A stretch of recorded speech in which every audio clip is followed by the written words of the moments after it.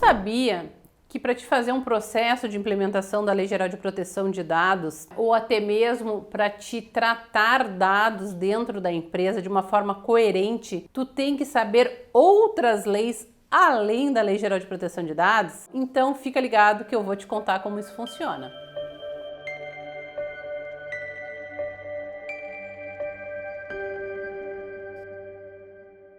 Tem muita gente por aí falando na Lei Geral de Proteção de Dados, mas para te poder aplicar essa lei, trabalhar com ela, tu tem que compreender que ela não está isolada, ela faz parte de um contexto maior. A própria Lei Geral de Proteção de Dados, ela cita no seu corpo outras leis que devem ser observadas e que auxiliam na interpretação e aplicação da LGPD. E quais são essas leis? Uma dessas leis é a LAI, a Lei de Acesso à Informação.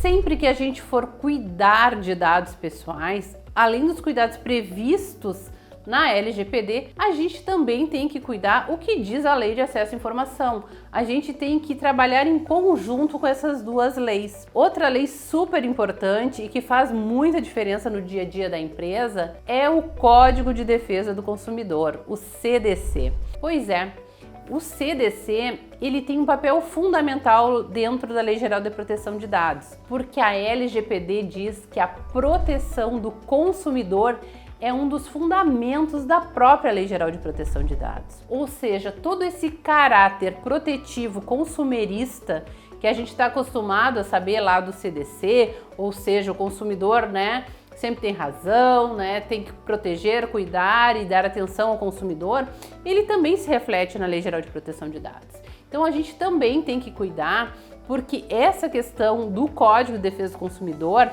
pode trazer a proteção de dados pessoais lá para aquela esfera de demandas judiciais de pequenas causas. Quem nunca ouviu falar em pequenas causas, juizados de pequenas causas? Pois é. Então, esses juizados, geralmente, eles lidam com um grande volume de processos relacionados ao Código de Defesa do Consumidor. E um mau tratamento, um tratamento indevido de dados por uma empresa, pode atrair para si, né, essas demandas indenizatórias nas pequenas causas. Outra lei super importante que também tem que ser observada é o Marco Civil da Internet. Também vem citado lá na Lei Geral de Proteção de Dados e a gente deve estar super atento, principalmente quando a gente trabalha aí com empresas de base eletrônica, né? Geralmente startups têm muito essa pegada de base eletrônica, então tem que estar atento também ao Marco Civil da Internet quando for adequar a sua empresa à Lei Geral de Proteção de Dados, né? De certa forma,